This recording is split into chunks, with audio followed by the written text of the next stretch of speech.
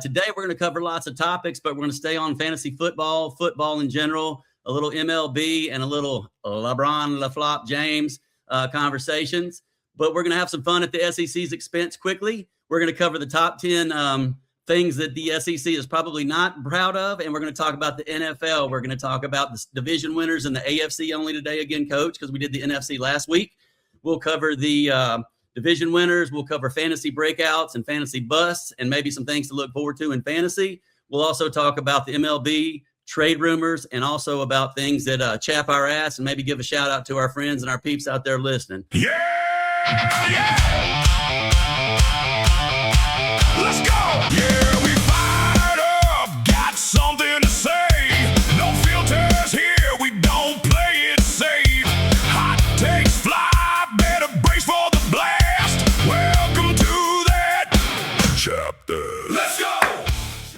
Welcome to the Chapped Ass Podcast, a face for radio, coming at you at 5 foot 10 inches above sea level from the stock in beautiful Woodstock, Georgia. What do you think about that, Coach? I got a lot of people that want me to mention them. So, they were so happy that they actually saw me last week finally come back on. It's been a while, right? Right. So, they're like, oh, my gosh, it's been a month. And it really was a month. Right.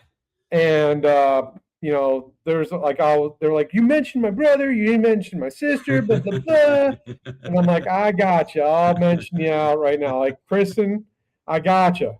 Okay. That's right.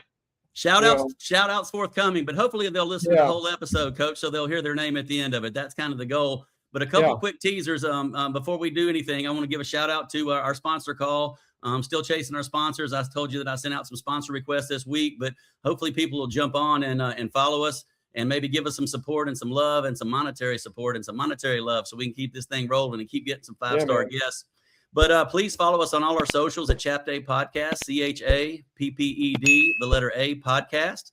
Our website, here we go, Coach, chappodcastcentral.com. Woo! I made it, baby. I made it. But you're getting better and better at this. This is like practice that we've had to keep going through, right? This is, I think, Coach, this is our 20th episode, if you can freaking believe that, Coach, with the interviews. Really? It could be 21, but I think it's number 20. So very proud of that. They say, like I told you before, if we got to 10, that we have a chance of making it. So we're at 20. So we got double that chance right here. And and now that we're starting to kind of come back together again, and we're going to have a lot more time to do this. Heck, we might even be able to do this one in a softball game one time. Let's go. We can have some live guests on there. I think we can arrange that. That would actually be kind of fun.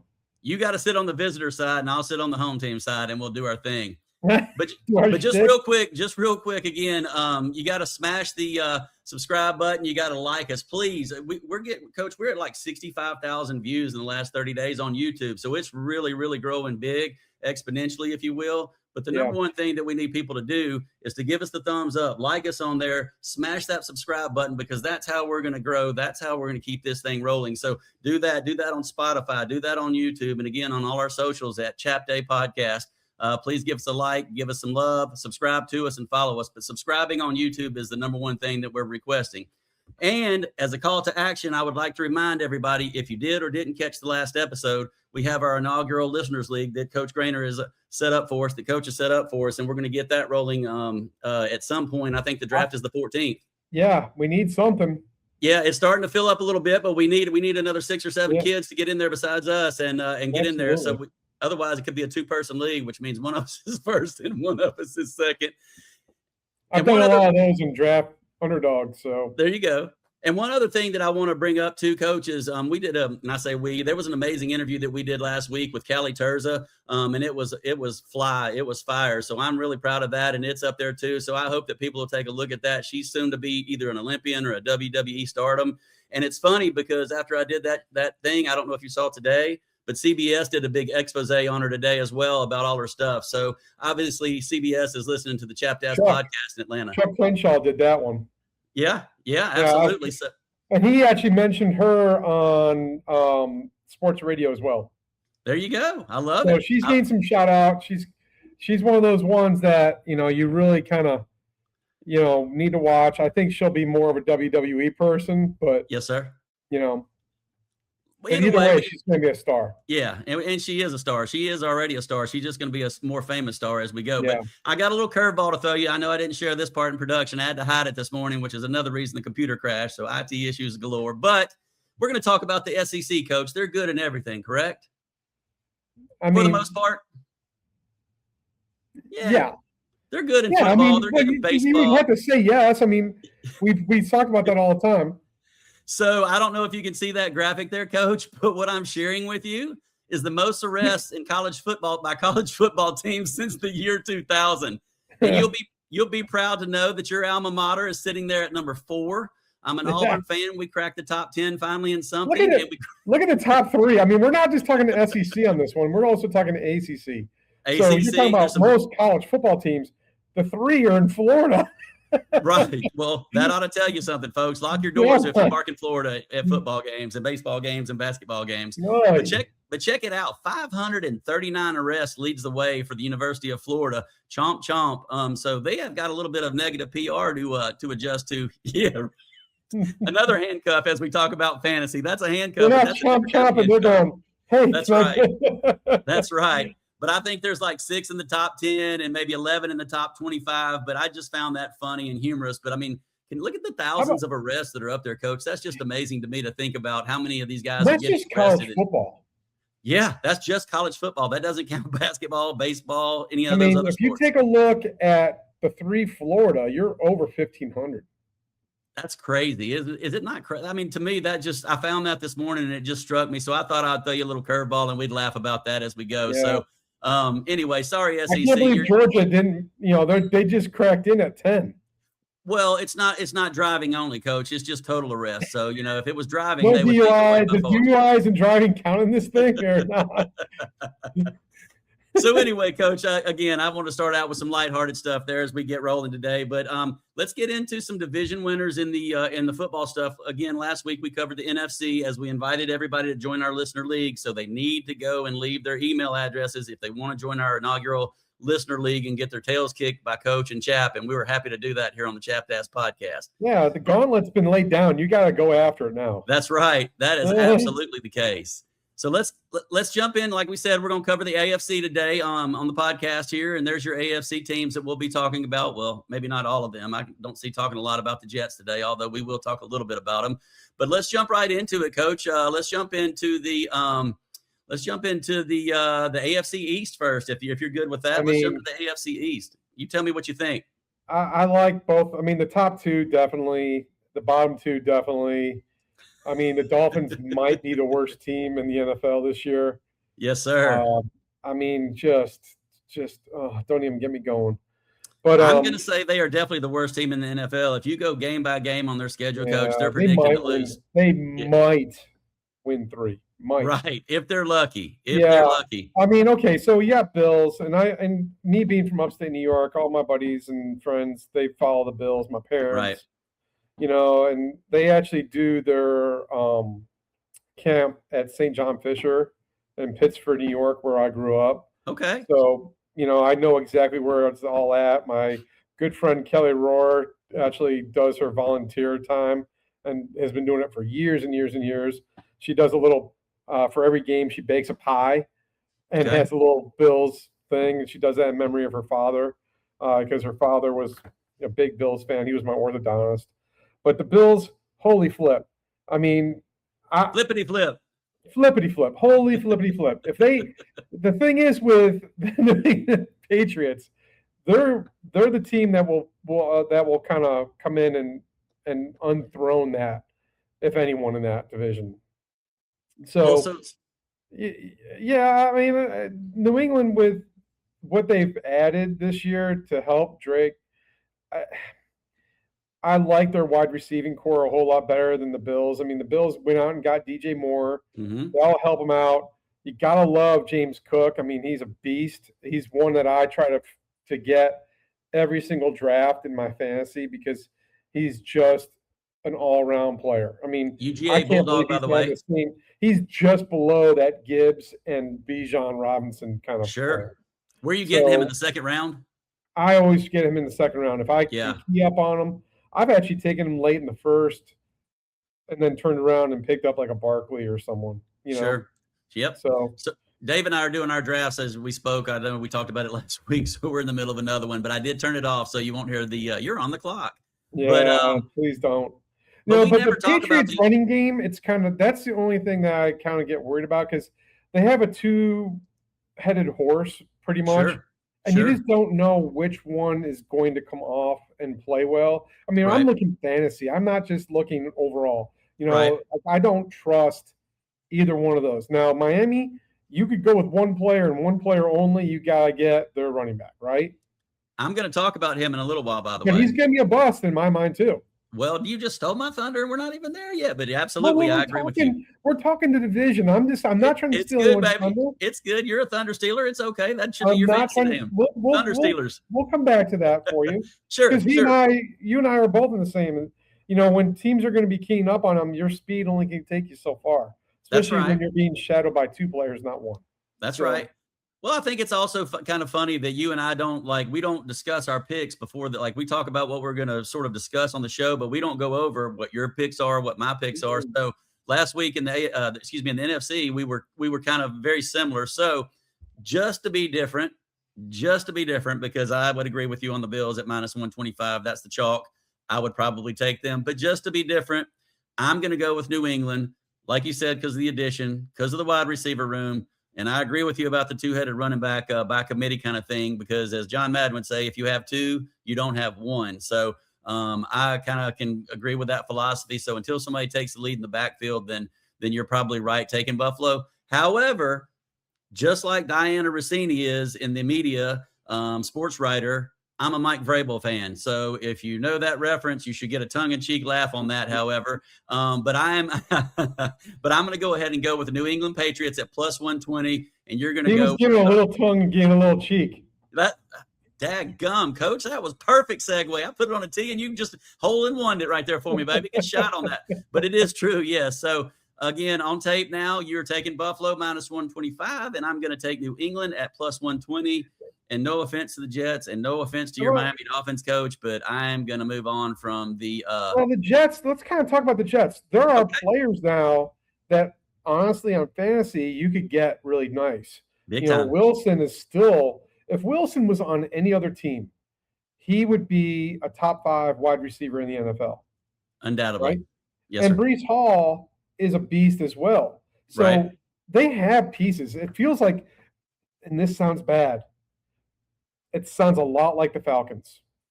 Agree. You got the London Wilson comparison. You got the Bijan and the Bryce Hall comparison. Quarterback situation, horrible. Right. You know, they got Geno this year, so maybe it's the best quarterback Wilson's ever played with. Right. Who knows? Well, I think they're going to beat the pants off of the Dolphins. Well, there's at least 2 W's right there for the Jets, right, against the Dolphins.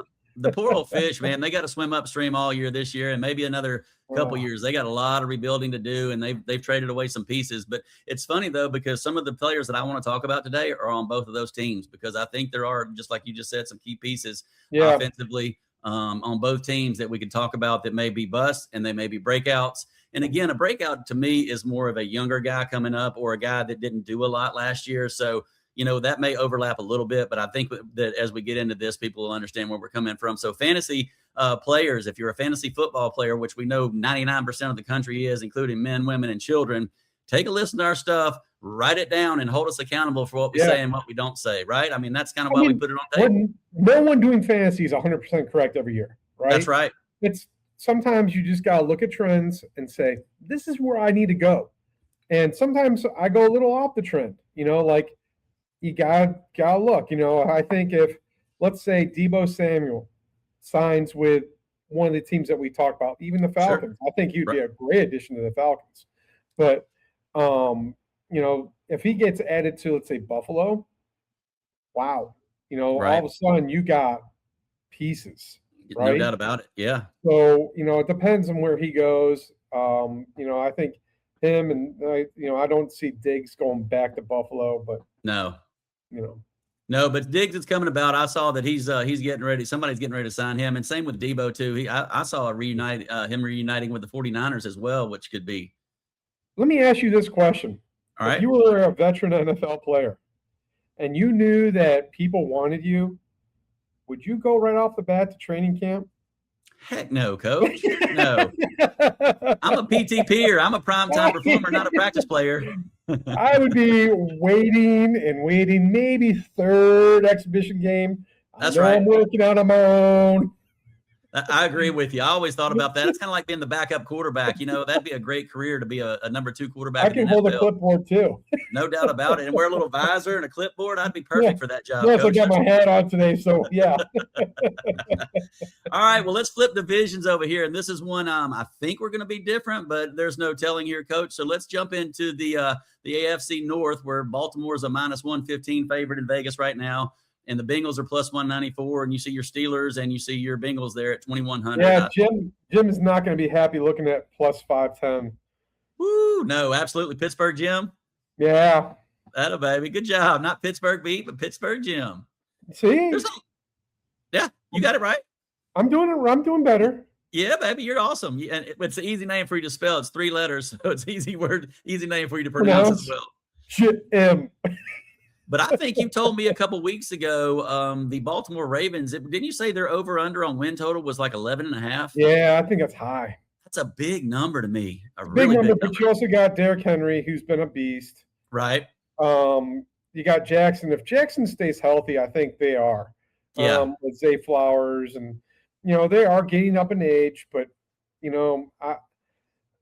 can never count out the Bengals, but I think their defense is just like water. So right. You got to outscore teams, just like the Cowboys. Yeah, I would say you look at the Bengals, and it makes me again think of the Cowboys, like you just mentioned. It makes me think of the Falcons, like you just mentioned, where there's going to be a lot of high-scoring games. But listen, when we're talking fantasy, that's what we want. We want putting the biscuit in the basket. We want point after point after point.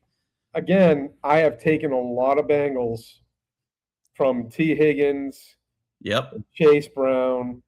I don't like going after Jamar Chase so high. He burned me last year early on, and it really kind of put me in behind the 8 ball. So I have a little bad taste in my mouth with him. But you got Burrow, and then you got those 3 or 4. You're going to be scoring some points. So go after those guys. You just touched on Chase Brown. That's one of my favorite players this year in the draft. I really, really am high on him this year, and for the next couple, he's got a good window right now. Last year, I went and got him in almost every one of my teams, and it paid off. Yeah. So, I think the secret's kind of out on him now. Sure. Like, hey, he's a good player. He's going to get you a lot of points. He's an all-around PPR kind of guy. So, right. As long as he stays healthy, we're good. Burrow has to stay healthy. And then you go to the Steelers. I love Metcalf with Aaron Rodgers. And I'm going to put my sleeper out there. Can I do a sleeper right now? You can do it, and then I'm going to have to debate you whenever it's my turn. All right. I know where you're going. Michael Pittman. Okay. He is one that is going to have a great year with Aaron Rodgers. Okay.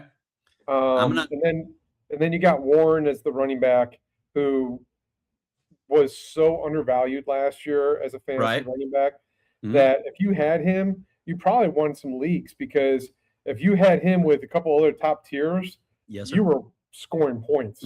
So, and then you got the Browns. The Brownies need to figure out their QB situation as well.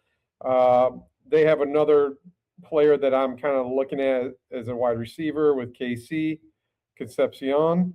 Okay. I like him a lot, but I'm not going after him as much as others. Right. If he falls to me 8th round, I'll probably take a stab at him. Well, somebody's got to catch the ball there besides their tight end. But I agree with you on some of that. I will debate you in a little while on the Pittman thing as we get deeper into the show. I will talk to you a little bit about my thoughts on the Pittman thing. But it's not just strictly Pittman. It's the quarterback situation there, and that's where I worry, because if you drop a ball in practice or you don't run to the right route, the right spot for Aaron Rodgers, he's not throwing you the ball ever. He won't. Not during practice, not during games, not anything. So who is your pick to win the division? Bully. Yeah, he's a bully. That's right. He's a dang bully. Point in my chest. Practice is where you're supposed to be able to mess up. That's right. Absolutely. That's what it's for, right? Right. I mean, that's why I tell kids in class. Quizzes are your practice. Quizzes find out if you know what you're doing or if you don't know what you're doing. If you don't know what you're doing, you figured it out. That's why I don't like grading quizzes. Right. for a grade. For like some teachers, when they grade on my job teaching, but some teachers put a quiz grade out there like it's a test grade. It's not the same. Right. It's no. Right. Well, then they let you replace it with a test grade. So, so just real quick, then put you on record here, put you on the spot. Who you taking? I'm leaving it the way it is right there. That's an easy division to do. Okay. Well, again, to dare to be different, what I'm going to do is I'm going to go ahead and I'm going to take. I sleep on the Bengals. I jump on the Bengals. I sleep on them. I jump on them. I'm going to jump on the Bengals. Big Joe Burrow guy. Like you just mentioned, all those pieces on offense. I like all of them. I think Gesicki is a little bit of an underrated piece there as a tight end. And so I'm kind of looking forward to see what the Bengals get. But again, I think it's going to be more of a fantasy deal where those guys are going to be just outscoring guys. You're going to be seeing them racking up a bunch of fantasy points. But as we're talking about fantasy points, because we're not gambling on these things, because we don't advocate gambling, but we're going to go ahead and go with the fantasy aspect of it. And I'm going to take the Bengals there to win that division, Coach. So I'm on record. Bam. I'll take that. I like that. I respect it a lot. Gesicki played for the Dolphins. I don't know how long ago. Right. Well, and I feel like they underutilized him. Yeah, he's a good sleeper for late. Like, I don't like drafting tight ends. Right. Until like right at the end. I mean, unless you get like the top three, just wait. Yeah. Just wait. It's a crapshoot. He's one that you could grab and stack right at the end of the draft because no one's really taking him. Yeah. And that'll give you some tight end depth. I mean, if you got somebody a little ahead of him, but he's a good filler on a bye week or whatever. But I think he might have a decent little year. But I'm talking about 45, 55 receptions, 500-600 yards, which puts him. He might get 5 or 6 TDs. That's what you're looking for out of a tight end at that position. Yeah. And that puts him right in the middle of those tiers right there. So that's a good call on that. Yeah. All right. Well, let's flip divisions. You ready for the next one? Putting you on record, Coach. Putting you on the spot on these. AFC West. For some reason, this is not one of my favorite divisions. There's a couple teams that I don't mind watching, but when I get these late games and I see these guys playing, I'm not always excited to go jump in and watch them play because, Kansas City's been rammed down our throat for the last 10 years, which they play a pretty good quality of ball, but it's just kind of like, okay, enough with the Kansas City. Yeah, I'm fading them this year. Good. Okay. I'm not. I actually don't think they'll even finish third. Wow. Well, Mahomes they're saying he's going to probably start the season healthy. Yeah, but or I say healthy, playing. I don't like Xavier. I don't think his speed is going to catch up for what he can't catch. Right. The running back situation has gotten a whole lot better with Walker. Mm-hmm. No doubt. But they're aging, right? Right. I mean, Kelsey, he's old. They're just starting to age. Rashid Rice is a good wide receiver. I think he's going a little too high. Yeah. In the draft, I think he's still going first, second round. I don't see it. I see there's a lot of other wide receivers I'd rather have. Now I could be wrong, but I don't really go and care to have him. Sure, but if you go, the only thing I don't like about him is his aura, his behavioral, all the problems he's had. Like his track record. No, I do not like his track record. He's from one of the schools that recruited me back in the day in football. He's an SMU guy, so I do like that part of him. But if you notice, and I know what you're saying about him being drafted a little bit high, but if you'll go back and look at some of his stats, he's 6 for 80, 7 for 75, and a touchdown. I mean, he's pretty consistent. That's because you got Mahomes who can sling. Of course, and Andy Reid. But you don't know how good Mahomes is going to be coming back from an injury too. Right. Agree. I mean, that's a big injury he had. So, he might not be as explosive on the throws. He might not be as mobile. There's a lot of question marks that surround this team of Kansas City this year. So, sure. I like Herbert. I like the Chargers. I like Hampton. I like, I like their wide receiving core. I'd like to see him get Keenan Allen re-signed. Denver with Bo Nix. Yeah. And their receiving core is probably the best in that division with the combo of Waddle and Sutton. Yeah. And then you got the Raiders. Well, the Raiders. They're going to start Mendoza, but again, they have this guy from the Vikings and then the Falcons hanging out, just hanging out. Hanging out. And want to play a little slap ass. Yeah, like Kirk Cousins.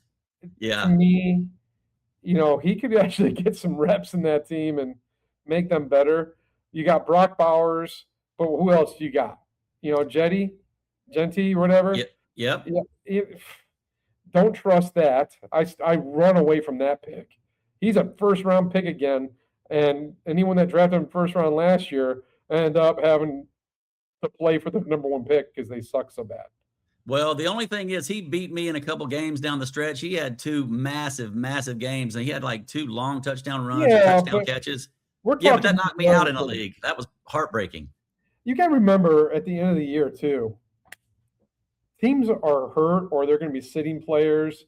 Right. So I never look at NFL at the end of the year because usually their teams are really banged up or they're prepping to get ready for the playoffs and they're already playoff. Right. You know, they're not going to play their best players. So they're going to be allowed to, kind of play a second or third string team. Yep, I understand where you're coming from on that. So where are you at on this division right here, Coach? I want to hear who you got here. I like Denver. Denver, okay. And then I'll take the Chargers, and then I'll take the Chiefs. Okay. And then the Raiders. The Raiders. The Raiders. Well, I'm going to be different here on this one too, and it's because of one of your old guys, and I say your old guys, one of your poor old hapless Dolphins that got rid of, but again, I talk about coordinators. I know we debate on this. You're not a big believer necessarily that coordinators always do make a difference. Mike McDaniel in his running scheme, I believe he's a zone scheme, and I think that bodes well for Omarion Hampton. He had one of the highest zone runs per yards per carry average in that scheme. So I think that's going to help him tremendously, and we'll revisit Omarion Hampton in a little while. But I like Herbert too. I think Herbert's always been a pretty solid quarterback. I think they've got a pretty good coaching staff, if you want to know the truth. I'm not saying they're Harbaugh. No, they're great. But what's the word I'm looking for? I'm not saying they best coaching staffs in the NFL. But I'm not saying they have a lot of scruples. I'm just saying they have a very good staff because he could probably go on that arrest page too with that we just saw earlier. Some of his players could go up there, and half the coaching staff in Michigan. I know this is off topic, but half of the coaching staff at Michigan, Coach, has been fired, arrested, every single thing, and that was all under Harbaugh's watch. Scouts, cheating, and scandals, and all these things. I mean, he left a bad stain. AD's watch. Yes. Well, and the AD is still there. It to happen. Didn't it? I think the AD is still there. Coach, he bailed too because why? He's smart. He's smart. Well, here's my philosophy, and this kind of goes back all the way to high school. Your best coaching staffs are ones that have been head coaches as well. And your assistant. Oh yeah, 100%. So I always liked having people that were former head coaches under my staff because they know exactly what to look for, and they can pinpoint it a lot easier than a coordinator who doesn't see the big picture all the time. Agree. So, that might be one of the best coaching staffs they have. So, I'm 100% on board with everything you just said, but it's like you want to bring in people that are. And again, as a coach, you may have a little bit of an ego. Again, I've been a head coach. You've been a head coach. But when you bring in people that are as good as you or even better than you in some cases, it only makes your team and your staff better. So why would you not want to bring in those guys that are former head coaches and let them rebuild their image and let them rebuild their swagger? Because eventually they're going to get another head coaching opportunity in most cases. But I'm 100% agreeing with you. Same thing on talent. You can never have too much talent. People are like, oh, they got too many mouths to feed. That just means they've got a lot of talent, Coach. I mean, experience is what you want. Yeah. Right. And, some head coaches that were coordinators, like as you say, coordinator, some of these guys that were coordinators that became head coaches are not good head coaches, but they've learned from that. Right. But they were always better coordinators. Right. So, right. I believe that some people are made to be an assistant coach. I would say I was a better assistant coach any day than I was a head coach because I could work on the little things I always wanted to do. Right. Well, you can see the nuances that need to be corrected too and sort of adjust them. Sometimes when you're a head coach, again, we're switching a little bit here, but when you're a head coach, sometimes you're focused on the practice plans, the game plan, the game at hand, and you're up, especially in basketball, you're up coaching, you're up standing up coaching. Your assistant coach is over there taking notes and talking to the players and finding out a little more information because you've got to stand up and do your thing on the bench there as a head coach. So I completely understand what you're saying. What I was doing here is that when you're a head coach, there's so many other things, moving parts, tangibles that you have to do. Sure. And moving parts. And when you're an assistant coach, you're here. Your blinders are on and you're looking exactly what you need to be doing. And that is huge. So if you get a bunch of guys on a staff that were former head coaches, you're going to have such an advantage over a bunch of guys that, one, first-time coordinators, two, I mean, to me, it was like there were times where I had to sub in where my JV coach was out, or I was the head assistant and I was a former, and I coach against a JV coach or a freshman coach. It's like I was like a cat with a little rat batting them around, you know? Right. Right. I mean, it wasn't even fun. I mean, like how am I going to do this? Oh, you did. Oh, you're going to try this now. Change. I got you. I'll change it like that. I could pick up on things a lot faster than someone that's never done it before. Sure, a novice. Yeah. Well, but the only thing there is when you're bringing in a quality assistant that's been a head coach and dominated his place, you got to have him sort of check his ego at the door, right? He has to accept his role as that assistant coach, but most of them do. I think most of them are professional, especially at that pro level, obviously. All right. Well, just to recap real quick, Coach, I'm good with your Denver pick, although I'm going to take the Chargers. I'm going to go Denver 2, and I'm going to go KC 3. And the Raiders 4, but as long as Kansas City doesn't win that division, I will be completely fine, and that doesn't hurt. As long as the referees don't help them, I think that's the one team in the NFL that gets more help than any other team right now. Kind of like the Patriots when they had Tom Brady. You know, there's always that team that you always feel like the referees are going to help you a little bit. Right. I don't think they're going to get that help anymore. I just don't. You know. Well, Mahomes is long in the tooth. I think Andy Reid's an unbelievable coach. I have much respect for him, but I almost put Travis Kelce as a bust, and it's not just because he's married to Taylor Swift. However, that could be something, but now he's married, whole different focus. He's old. He's a little bit heavier than he used to be. He's a lot slower than he used to be, a little more injury prone than he used to be just because he's getting up and long in the tooth. So, I think the whole team is. Let's just Yeah, I agree with you 100% on that. The one thing they do have going back to coordinators, his poor wife just got shot yesterday, but Eric Bieniemy is like he's reunited with Andy Reid, and that's when they really had some quality teams. Bieniemy knows how to run an offense, and especially with an Andy Reid offense. Who's the defensive coordinator? I think it's the guy Lee. Geez, I can't think of his name right now. I can see him. Short guy with the mustache. Was the head coach of the Giants. Spagnuolo. I believe Spagnuolo is that right? He's an alum from my college. Oh, cool. Yeah, Springfield College. So, well, shout out to Springfield College. You know, they actually do provide some good football NFL players for a D3 school. So, and he's a heck of a defensive coordinator. They do a lot with their defense, especially as many points as they put up. They're on the field a lot, the defense is, but they do a good job back there. All right, well, I'm going to flip divisions again on you. I'm going to flip divisions again on you, Coach, and let's see where you're at on some of this. Last one. Yeah, last division of the AFC, which is the AFC South.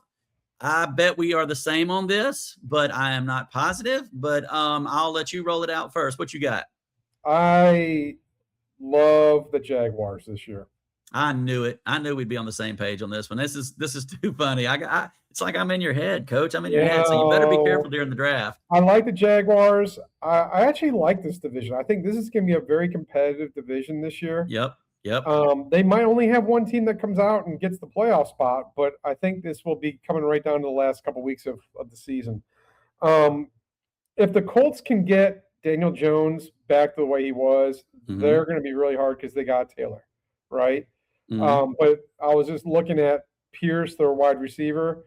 You know, people are saying he's going to be the new one. He's going to be starting off the year on the PUP list. So I saw that today. You know, Josh Downs is my sleeper pick. I get him late in rounds as well because they got to be like he was good last year. Yeah. And people are sleeping on him, and you're going to be able to steal him late in the drafts. So put him on your list, put him down. You know, but you know they also got Warren as probably one of the best. Warren could be one of the best. I think he could be one of the top 2 tight ends in the league. I mean, to me, his stats are just as good as McBride or Bowers. So, you know, you can kind of take him and say, okay, he's one that you need to have if you're going to go after a tight end early. I think the whole thing for that division, or for that team anyway, for the Colts is going to be Daniel Jones is going to be the key to that thing. And if he comes back remotely healthy, I think you're right. But tying into Josh Downs had 88 targets last year, which is a heck of a lot. And Pittman, your sleeper Pittman's gone. Pittman had 111 targets last year. So 111 targets is split now between. Now take Pierce out of the picture. Yeah. Well, so, I think he'll start. I think he'll be fine when the season starts, but they've got him on PUP now. You're absolutely correct. Now let's go to Texans, who actually they have favored here. Okay? Right. The Surprisingly. Texans, I love Montgomery. Yep. I love him being the workhorse. I absolutely go after him in drafts as well. So, I think if I could get him later in the drafts as well, he's going to be one that's going to steal a lot of thunder. I like their wide receiving core. CJ Stroud has to make that jump. Has to show that he's one of the top 10 quarterbacks. And do you think he does make the jump? I don't know. I think he's a bust. I don't think I think he's the one that's going to hold that team back. Yeah. I can't disagree with you at all on that, Coach. Their defense is unbelievable. I love their head coach. They have a pretty good coaching staff as well, but I love their head coach. I think it's D'Amico Ryans is their head coach. He was a baddie on defense when he played in the pros, and his defense is unbelievable now. They've got a lot of young draft picks that they've got on the defensive side that are doing some stuff. Stingley, Will Anderson Jr., some of those guys that just dominate their space. So I think their defense is going to keep them in games. I do worry about their offense because, they're a guy I'm going to talk about in a few minutes too, but I love Nico Collins, but they've got to get a secondary receiver developed. Otherwise, they're going to be in trouble because you can't just keep peppering Nico Collins, or I'm going to double him and bracket him, and you're not going to get the ball to him in the NFL. The one thing about Houston is that they love to run the ball. Right. So, they'll ground and pound. Right. And then, with Montgomery, I think Montgomery addition is probably the reason why they were up there. But like you said, they need another wideout to kind of complement Nico. Well, we're going to talk about him in a second. I'm going to bring up a guy in a second. But the other name I want to bring up on the offense is Woody Marks was a first-round draft choice last year, and he kind of held the fort down when Houston needed it last year because I think Mixon went down early, and Woody Marks had to step in.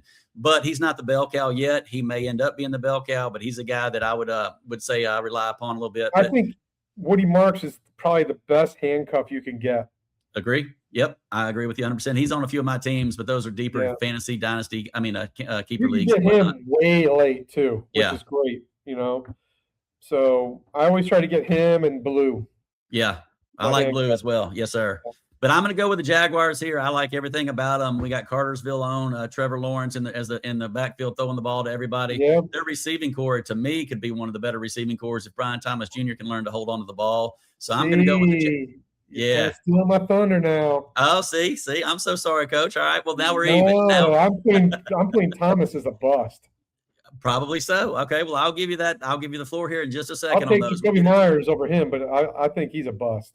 All right, well I'll give you the floor on that in 2 seconds. But I'm going to go with the Jaguars. I'm going to go with the Texans as number 2. And I'm going to just tell you this because I'm a believer. We talked about this last week. I'm a believer in Robert Saleh as a head coach. This is his second time around, by the way. I just think that he brings stability, intensity, and the little things. And I'm not sure Cam Ward is a franchise quarterback, but he was drafted number 1 overall. So I have to call him a franchise quarterback at this point.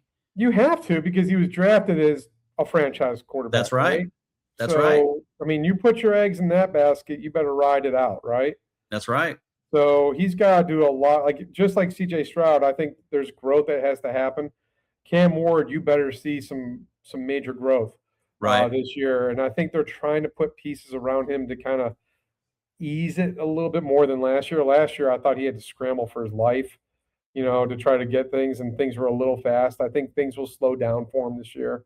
So, if you want to get a sleeper quarterback pick late, go ahead and take Ward and stack him away for a little while.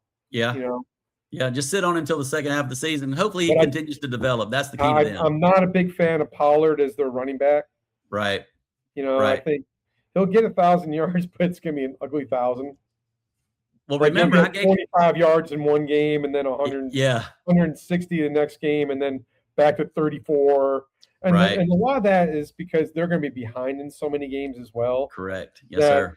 You really can't trust a running back with teams that are not going to be winning.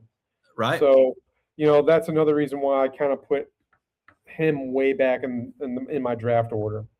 All right. Well, I'm going to hand you the floor in just a second, but let's get into the fantasy stuff here now. Let's really focus on this, which we sort of stolen each other's thunder a little bit on this, but let's jump into the Chapped Ass podcast.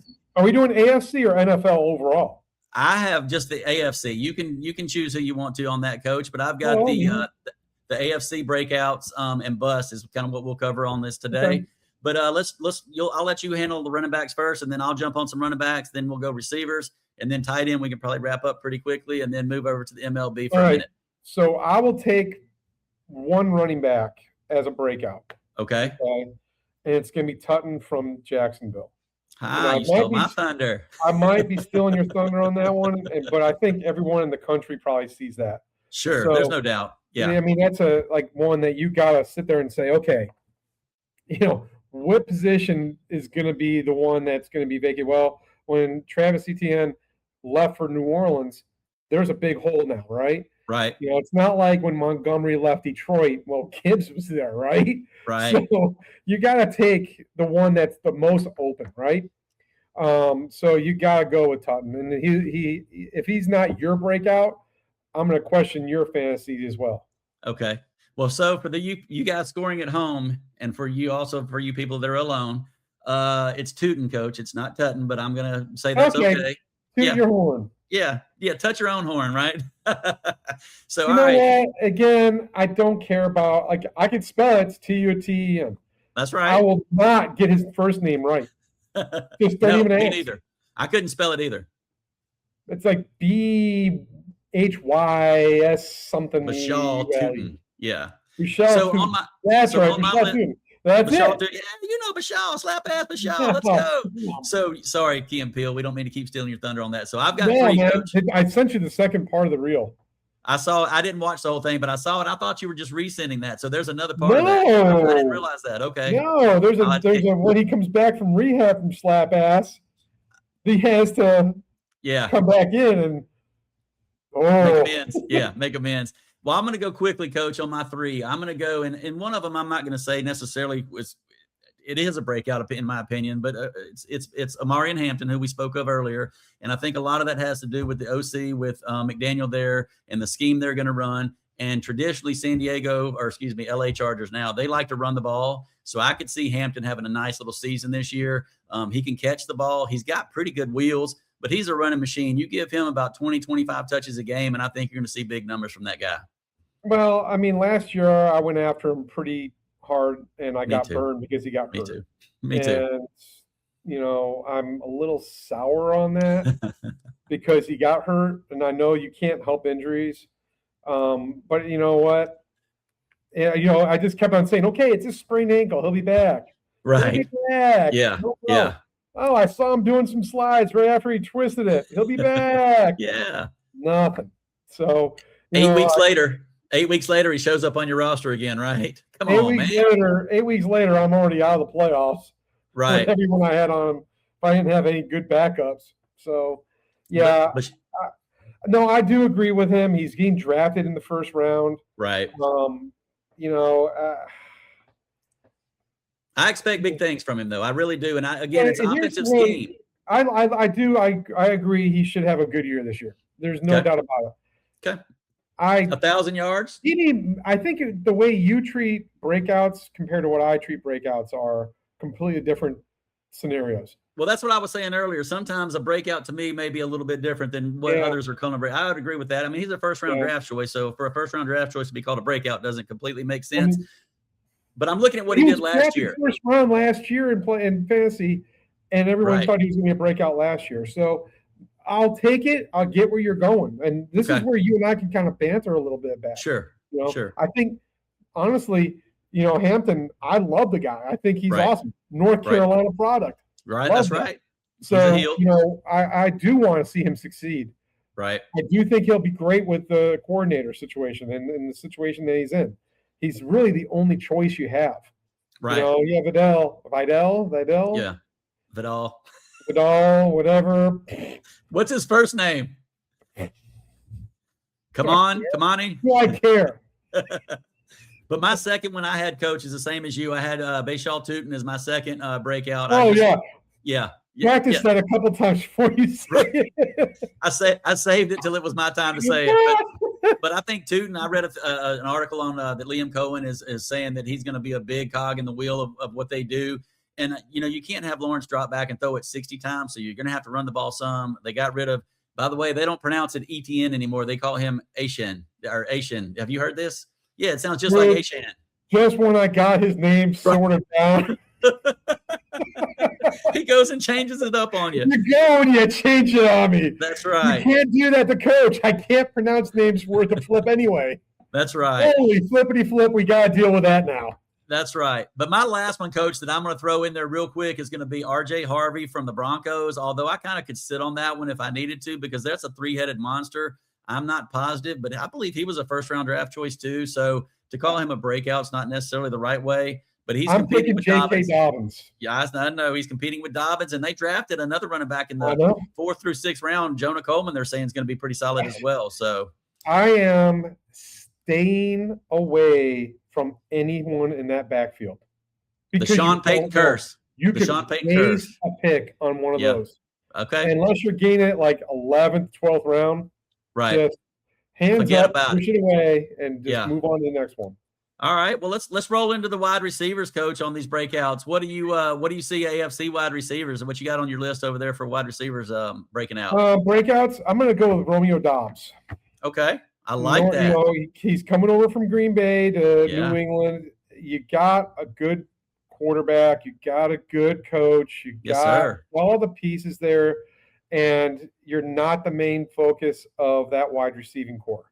Right. So you're going to get the number 2 or sometimes even the number 3 CB on you. Yeah. I'll take that all day long on him. And then we talked about Downs. I told you Josh Downs is one. I like Wan'Dale Robinson. Yeah. Okay. I like it. I think he's going to be. Wan'Dale with? Is he? He's with Tennessee. Tennessee now. Okay, there you go. Another weapon. This one goes with my philosophy. If you're going to go after a dark horse wide receiver, okay, you better pick a wide receiver where you know that team is going to be behind a lot. Right.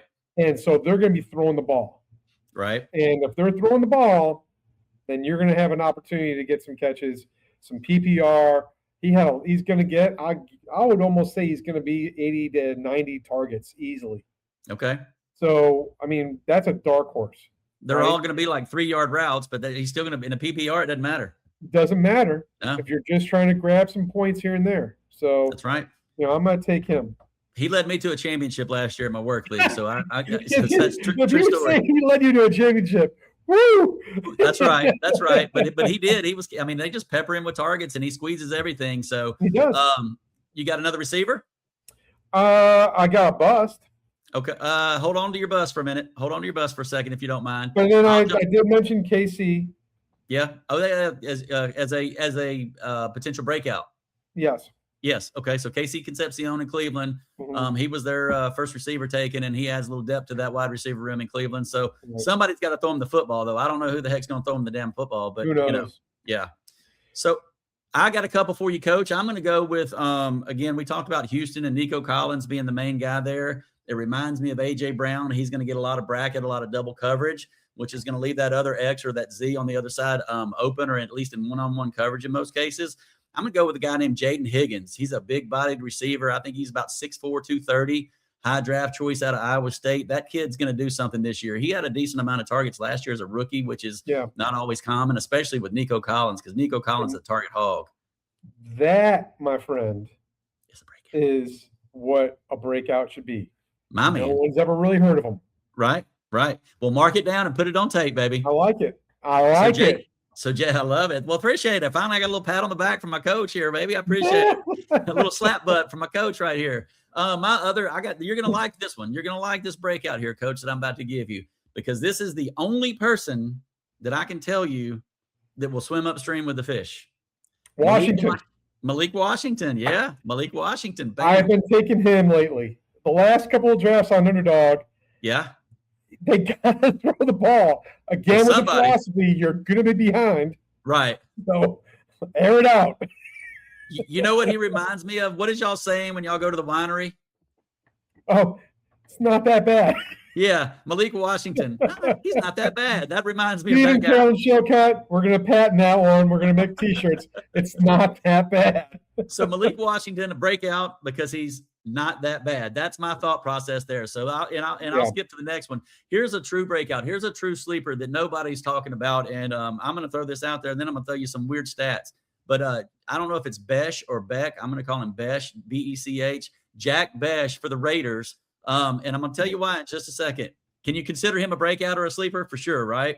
Never even heard of him. Haven't even seen him on drafts. So, okay. Yeah. So let me tell you where he spent his first 2 years in college in the SEC. Would you like to take a guess? Who has the best receivers in the SEC most of the time? Alabama for you. I would say LSU. Jack Bech led the team in targets. You can't see anything with the backdrop, Coach. You're good.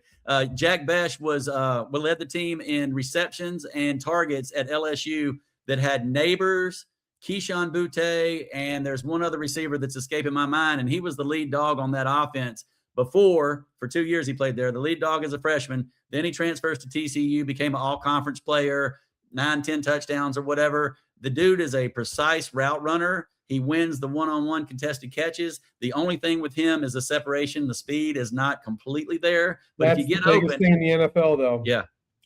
But you get somebody that'll throw that on the instinct there as opposed to seeing him open before he's open. That kid can make some plays, so don't sleep on him. Jack Bech for the Raiders. On him, but the separation is NFL. Yeah, true. There's no doubt, and everybody can run in the NFL. Everybody's a 4-4 in the NFL, it seems like. So absolutely. All right, we got to move on here. Yeah, let's jump into tight ends real quick. I got one tight end is all I got, and you have a tight end? That was tough. It was tough. Tight ends are always hard. I mean, we kind of talked about that. You said something about Cincy's. I mean, I'll take Harvey just because he's always consistent. With Harvey? With who? New England. Hunter Henry. That's right. That guy, that Harvey. Harvey Henry. Nobody realizes that you know everybody's middle name too. Henry. Why did I say Harvey? Because that's his middle name. Oh, shit. Hunter. No. Hunter Harvey Henry, the Triple H. That's I had to edit that one. That was bad. Coach, we're going to leave it. That's Henry. How the heck did I mess that one up? Because you know his middle name. Everybody doesn't know. And then I can tell you all about him. Everybody doesn't know the players' middle names, but you do, Coach. You're just a step ahead of me. Jeez, that's awful. My breakout guy is going to be a guy that they're trying to replace. I got to, again, we talked about maybe mentioning the Jets in Miami. Mason Taylor for the Jets. He was, I think, a second-round draft pick last year. That may be Jason Taylor's son. I'm not positive. That used to play in the pros, but he's a kid I expect to break out, and I'm going to tell you why when we get to the bust section, which we're going to head to now. All right? I'm not going to lie to you. I really don't look at tight ends ever. I understand. Well, just FYI. To me, that's just like a kicker. You know, you got top-tier kickers, and then everything else is the same. Right. Well, the Jets are going to be behind. I think having a tight end in fantasy, straight up tight end position, is the worst. Yeah. I hate it more than a defense. Well, I would rather have tight ends than kickers, but that's just me talking crazy. I would rather have a kicker any day over a tight end. But Mason Taylor was either first or second. You got it, brother. Right. But Mason Taylor was first or second in receptions last year when Wilson went down, so he had a good year. The only issue there is they drafted Kenyon Sadiq in the first round out of Oregon, and so that's the guy that they're expecting to replace him. But I can see a lot of double tight sets and whatnot. So Mason Taylor's kind of the guy that I'm leaning towards as a breakout guy for the Jets, and there won't be a lot of stuff for breaking out for the Jets. But let's go into the bust real quick, Coach, and then we'll kick it over to MLB and call it a day. Yeah, we gotta go. Yeah, let's go. What you got for your bust? Yeah, I gotta go. Yeah. What you got for your busts? Oh, for what? Tight end? Yeah, no, just in general. Any kind of busts in running backs, receivers, tight ends. I think we've already hit all that. Okay, you're good on the bust. Ryan Thomas is my bust for where you gotta draft him. Okay. And then Tony Pollard will be my bust for running back because you're never going to get the production you really want out of him. And any Denver running back is a potluck. So you can put all three of them as a bust. Okay.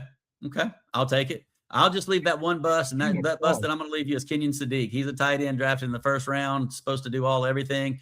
Tight ends usually take about 3 years to kind of get into the groove, and I just think he's going to struggle. He's not going to be as good and polished the first 2 years as his draft status is. So I'll just leave it there on the bust on that. Running back wise and receiver wise, let's go with what you got on those, Coach. And let's slide over real quick to the MLB if you're good with that. The standings in the MLB. Let's jump into our favorite division, or at least my favorite division, the National League East, where the Braves are leading. And I might mention, you Philly fans, Greg Nichols, we are 5.5 games up on you guys. So yeah, we're trying to extend it back on out, even though, the Braves have given away some games. Right. Basically put a pitcher out there just to kind of say, okay, in a tie ball game, you're going to go the rest of the way and give up 11 runs.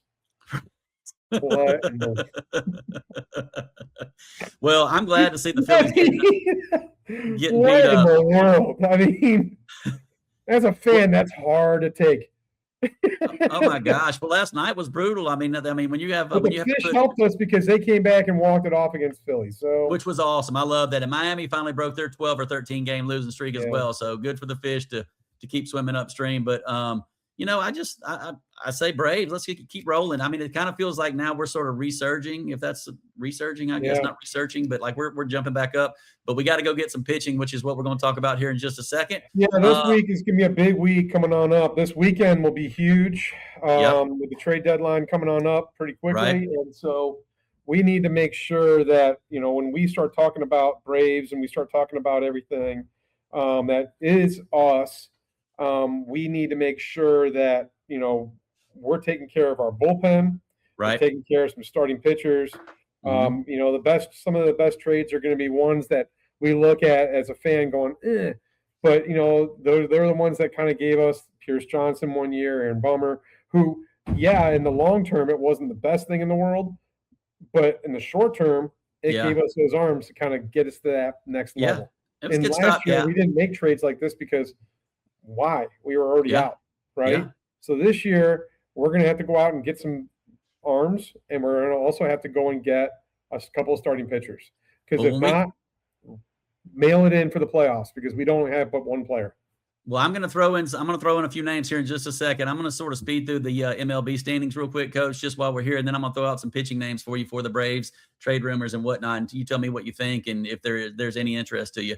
But let's jump into the Central real quick, where your Reds are in last place, Coach. Just want to bring a reminder to you. My Pirates that are not my Pirates are 3 games above, and the team that I have predicted to represent the National League Central and the National League pennant team is the Milwaukee Brewers that are currently only 26 games above 500. So look, they're going to be making moves. I was happy for early on with the Reds, but dude, they're not good. They're not good.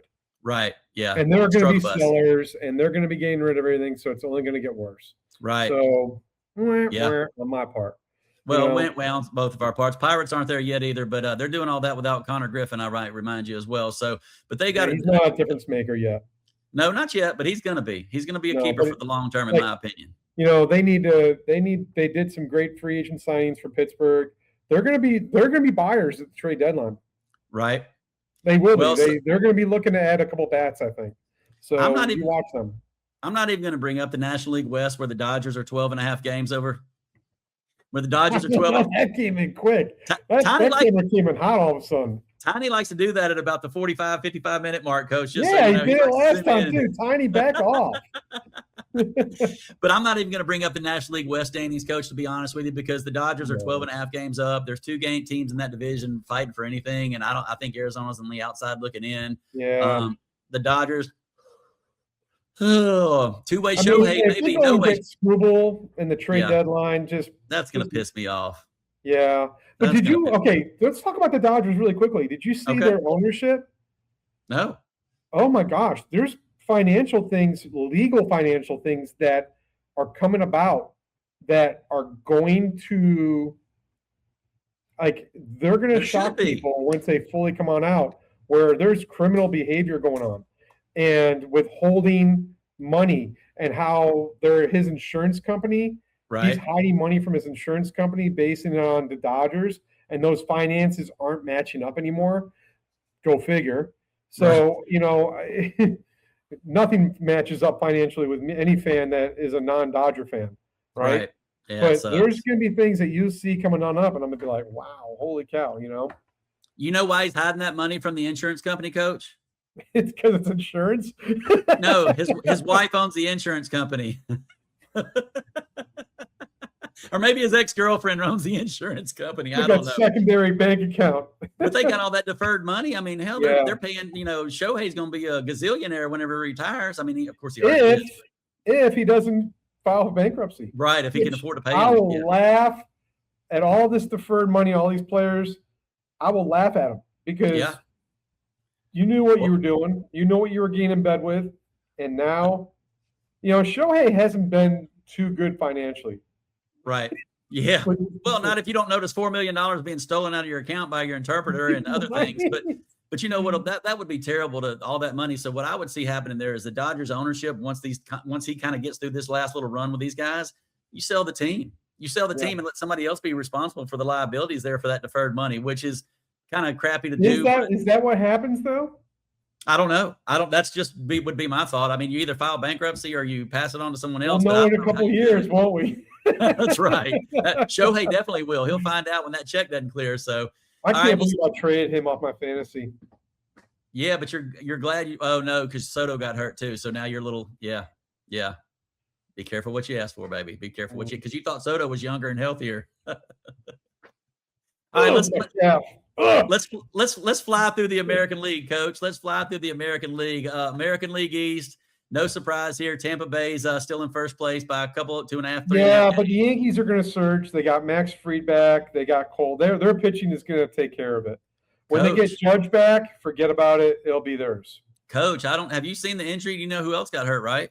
Yeah, I saw Bellinger got hurt. Yeah, Bellinger got hurt, man. I think that could hurt them a little bit. You got Judge out. You got Bellinger out. I still think their pitching wins games. Their pitching is the best in the majors.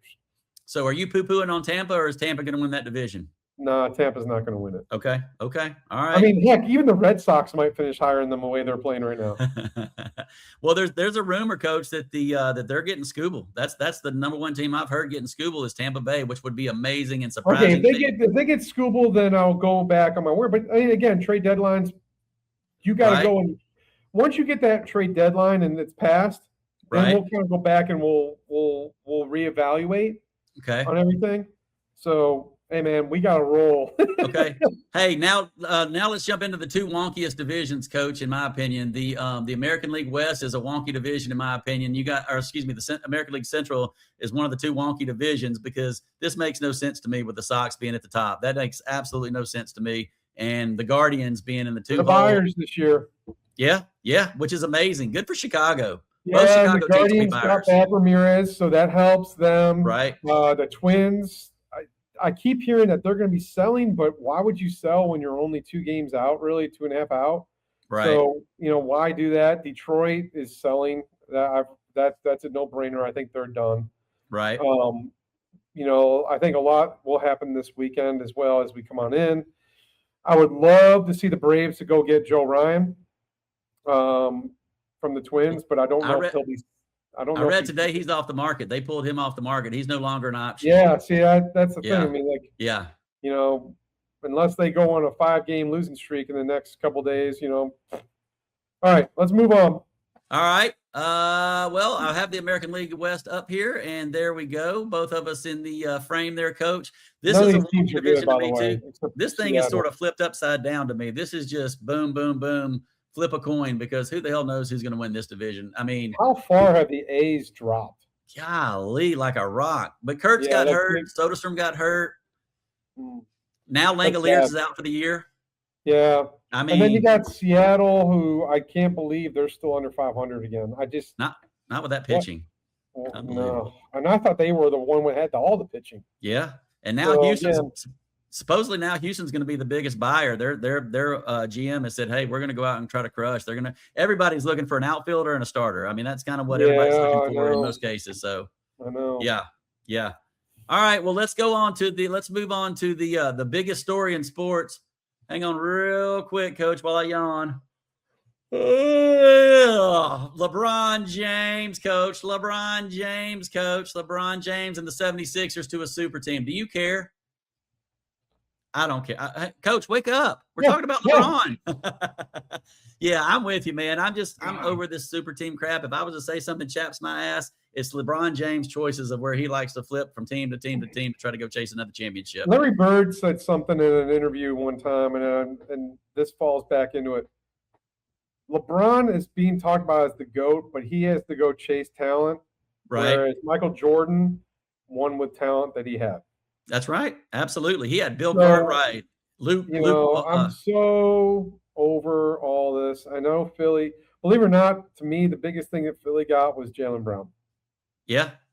So there's one basketball. There's one basketball on that team. So LeBron should lead the league in assists and quit shooting if that's what he wants to do, because just get out of the way. Get the ball to MB, get the ball to JB, and let's move on down the road. Isn't Jaylen Brown from Atlanta?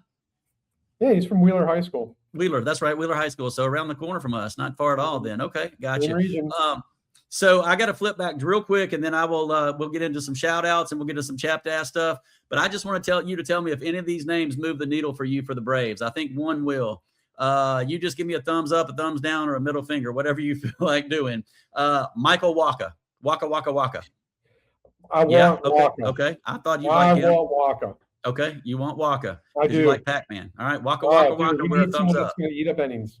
Thumbs up to Waka. All right. Oh, yeah, Waka. Waka's a double one for me. I'm going to save the one that I think that you're going to like the best for last. Reed Detmers. He'd be good for the bullpen. 4.5 ERA. Like we don't. Let's move on. We beat him up anyway when we played him. Let's move on from Reed Detmers. I'm not a Detmers guy. I don't think that's the right move. I'm down with you on Waka. I think that'd be a good move for us. If we took Detmers and made him in part of our back end of the bullpen, then yes. Yeah. If we're choosing him to be a starter, then it's this. Okay. It's like going back and saying, "Oh, we want Elder back." Everyone complains about Elder, but he leads our team in innings. Right. Like, he's an innings eater. Yeah. Dude, we need another arm like him. Believe it or not. No doubt about it. Yes, 100%. Well, that just saves your pitching staff having people go deep. Two more names, Coach, and I think you'll like one of these, but I think you're going to really like the last one. But Kevin Gausman as a returning to Atlanta, would you consider? Yeah, I would want him, but he's not pitching well right now. Right. He got blown up last game he pitched. He's got a heavy ERA. There's no doubt about it. And he's got a little long in the tooth. I picked him up on a weekend pickup and just got absolutely blown up. Chasing the ERA, baby. Chasing wins in the ERA. He was in Atlanta at one point and he didn't pitch well here. Yeah, agree. So, I don't think he's a good fit. He reminds me of a veteran, though, like you're talking about, an innings eater, kind of like Elder. I mean, he's going to have you a 4.5, 4.8 ERA, but he's going to still last 6 innings and get you to your bullpen and patch you through. But I'm not a big Gausman guy either, but I thought you might like him a little bit just because he's played here. Because he didn't pitch well last time he was here. I want a pitcher that's going to get me 6 to maybe 7 innings a game. Yeah. We can't have any more pitchers that are just going 5. Right. 80 pitches and 5. Can't do it anymore. We need our bullpen is already beat up. Right. And we had to let that kid take a beating last time and give up 11 earned runs and then bring Mateo in there to pitch. Our new reliever. Mateo. He had a better ERA than the other kid. Right. Well, he struck the dude out. He got his first career strikeout last night from shortstop to relief pitcher. Good job, Jorge. Ended that 8-run inning for the Mets or whatever it was. But the last name that I think you're going to actually like, what do you think about Luis Castillo, or Louis Castillo as they call him, from Seattle? I like him a lot. I'm a big fan of his. I thought you would be. But the thing is, he's aged too. There's not a lot of tread left on that tire. Right. So what you knew of him isn't the same as what he is now. Right. So honestly, if we could go ahead and trade some prospects to get Scooble this year, then I'm all in. That's the name I would rental. Even for the rental. Okay. All right. Yeah. I mean, at least you have the right to talk to him too. Right. As agent. So, maybe we work a long-term deal. At least the ball's in your court at that point. That would be so amazing. And, you get him in there and he might say, I love this place. I love this team. I love the crowd. He did like being in Atlanta when he was pitching here because the crowd was active.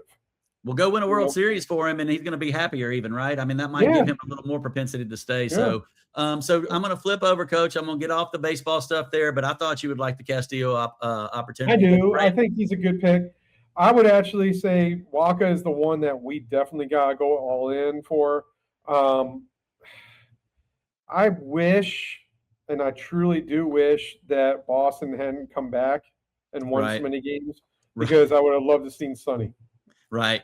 Yeah, but, agree. That's off the table now. And that's again where a lot of these teams are right now. You're still in the playoff hunt.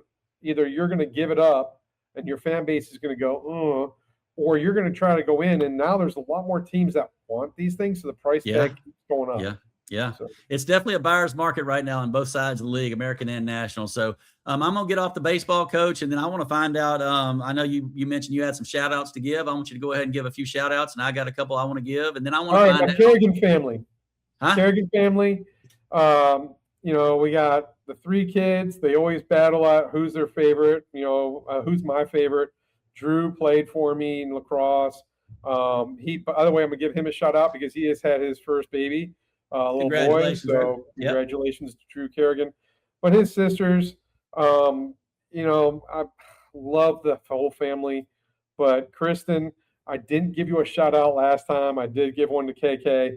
So Kristen, thank you for following us, listening to us, because I know you heard that plug and you were like, I'm not going to plug it. What about me? Yeah, so I love all the Kerrigans equally.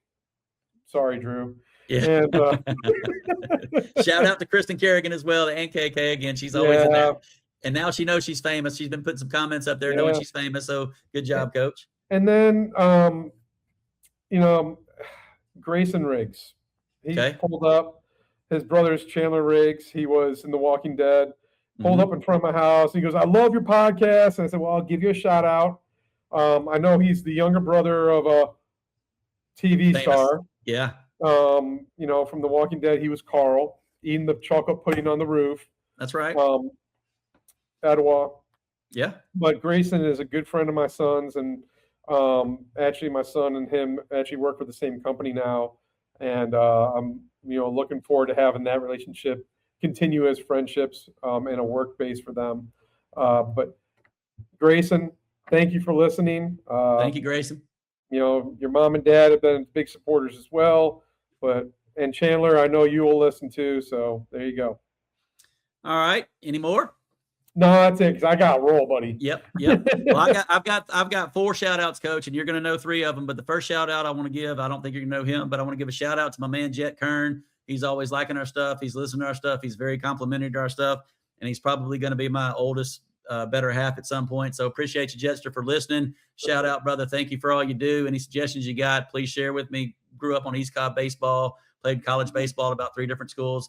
Great kid. So thanks, Jet, for all you do. My other shout outs are going to be, now you're going to know him, Coach, but we're going to give one out to Sauce, Byron Saucer, keeping it real. I stayed at his house a few weeks ago and he tried to force me to watch my own podcast on his TV, and I had to beg him to turn it off. I was like, I can't deal with this. I hear myself talk enough during editing. So anyway, to Byron and Jennifer and Grant and Harper and their dogs, Jody and Milo, hey, thank y'all for having us, but thank y'all for listening. Thank you for the support. The next one I want to go out to is our man that we always talk about that feeds us everything and anything we may or may not want, but our boy Dave Richards. Davey Pooh, appreciate all you do. We appreciate all the information you share sometimes. We appreciate everything you give us because we know what's trending from Davey Pooh. So again, Dave Richards, if you listen to the end of this, you're going to know you got your shout out. And the last one goes to my boy Chucky Ducky Quack Quack Jones. Chuck, love you, brother. Appreciate all you do. He always reaches out. He goes by Shawshank on his comments, but he's always leaving nice comments and reaching out and requoting what we say. Who is the one that sniped me on Truist? That was the Lee family. Steven, that's Mary Radcliffe. That's our biggest fans. Yeah. Chap podcast. Yeah. Well, I told them to scream at you. They were taking pictures of you and sending them to me. I said, scream at him. Yeah, they said scream at him. I was like, oh my God. I said, are you subscribed? They're like, oh my God. Yeah. I'm like, all right, cool.